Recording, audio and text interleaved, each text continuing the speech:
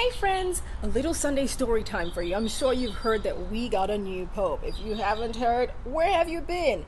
Well, right here in Florida, we found the pope's brother. And he gave us a little insight into what the new pope was like growing up. And some of it you didn't get to see on the news.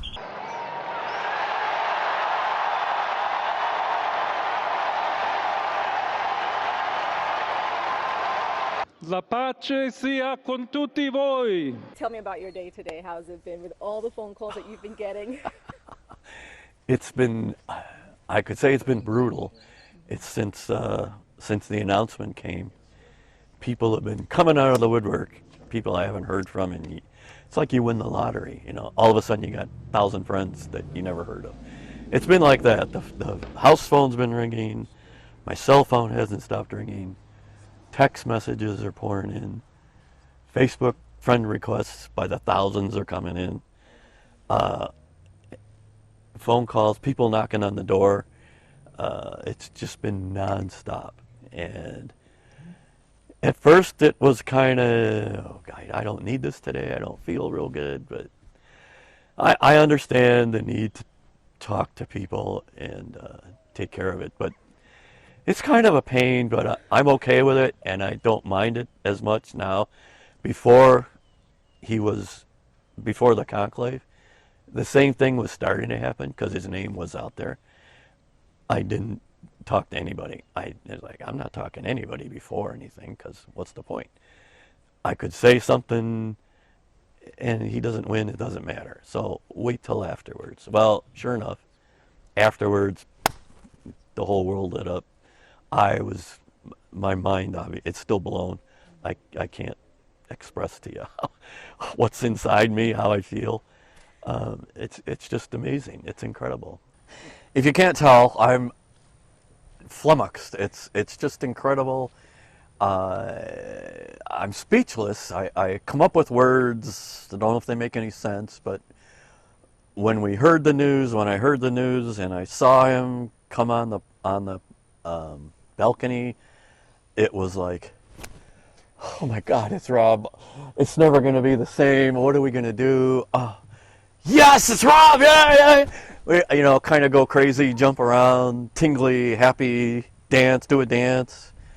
It was just incredible, amazing, kind of expected, but then kind of a big surprise. I always felt he had a really good chance of being elected because of his background, his history, what he's done, where he's been, just the way he is. He gets along with everybody. I'm sure all the other Cardinals think he's a great guy. He was my stupid little brother.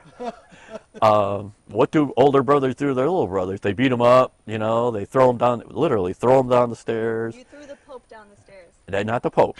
He was pretend Pope. He was pretend priest. He used to always play priest when he was little. That's how we knew this guy's something special, because as I explained it to somebody, I'm still the black sheep of the family, right? I still do it, play with guns, knives, bows and arrows, shoot things, play cops and robbers, cowboys and Indians. He would play priest. How boring. Come on, Rob, let's go. No, can I give you communion? And it's like, this is what we grew up. So 5, 6, 7, 8 years old, we tease them all the time. You just want to be the Pope, don't you? And we just tease, you're going to be the Pope. You want to be the Pope. And as stupid kids, not ever thinking it would ever happen, here we are today. Damned if it didn't happen. He's the Pope. Now what? Holy, all that teasing we did, all that name calling, am I going to burn for how I treated the Pope when he was growing up? Oh, but maybe he'll forgive me. I'm sure he'll forgive me. So, he was always special in a religious kind of way. He knew from an early stage he wanted to be a priest. And he did. Got out of grammar school, went right to the seminary. And from there he just kept progressing in the Augustinian order after he got ordained.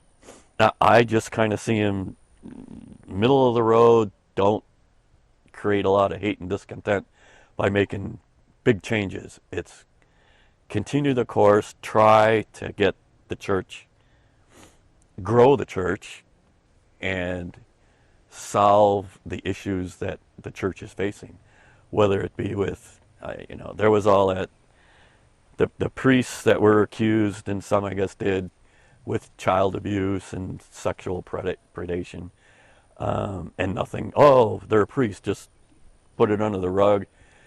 He may not quite do that. He may try to clean some of that up and just bring the church more into, I don't want to say modern times, because that would mean a lot of changes, but just make it more open to people, more friendly, try to continue the youth movement that a lot of young people are coming back to the church, coming into the church, converting. And that's right up his alley, is missionary work. I see a lot of that going forward in his new role, is to try to grow the church. Let's talk about that some more. I mean, just the significance of the fact that he's a 69-year-old. He's considered one of the youngest that was in the running for this. Mm-hmm. And you just talked about the future of the Catholic Church. Obviously, if God gives him the grace, his reign is long. We're looking at about 20, 25 years of him. What, with the insight that you have, what is that sort of going to look like for the church? Boy, that's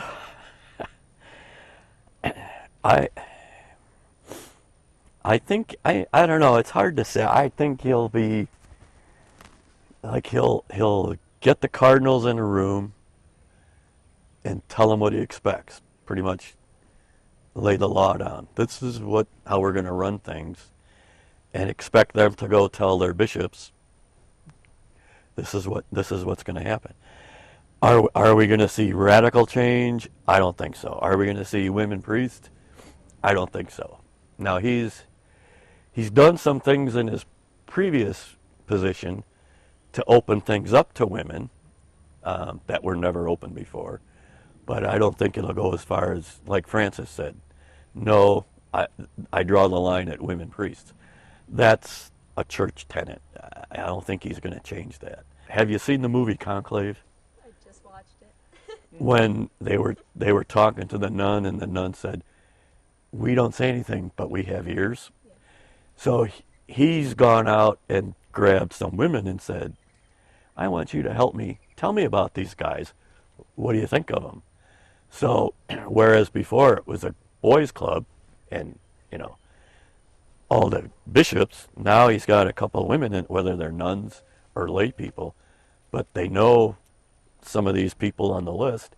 He takes their input, which was a no-no before. So he's already opened the door wider for women in the church. How much more he can do, I mean, he can do whatever as Pope, I guess, but and that he's willing to do, I don't know. I don't see him pushing the line, like making women priests or letting nuns be priests. I don't see that. He's run big organizations.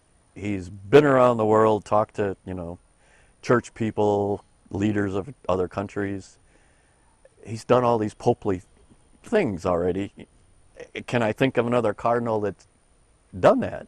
And I couldn't come up with one who has that kind of background and experience. So my mind was thinking, if they're honest, he's a shoo-in. If it gets political or they want to go conservative or liberal, he might lose out. But if they're looking for an all-around guy that can serve as a good pope, he's going to win. And what do you know? He won. It's like, oh, yes, it's like my dream came true, but did I really want that to come true? Because this is going to open up a whole box of worms, like what's going on today here, It's like the biggest negative I can see in this, the drawback is, okay, he's Pope now. I can't just pick up the phone and call him. He can't just, I guess he could because he's Pope, but odds are he's not going to just pick up the phone and call me anymore. He's going to be surrounded by security guards. He's going to be locked anywhere he goes, he's not going to be alone. Like, come stay with us and spend that's probably not going to happen anymore, right? If we want to go to Rome, I can't go like when he was a cardinal and we went to see him.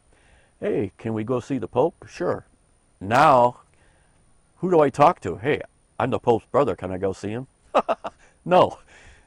It's like we might lose total connection with him. It'd be like, okay, I guess he's off in his world. He's got a new name, Pope Leo. He's not Rob anymore. I will continue to call him Rob till the day I die, unless somebody from over there goes, you can't call him that anymore. You have to call him by his new name. And I'll still be, how can you stop 70 plus years of calling somebody Rob, your brother?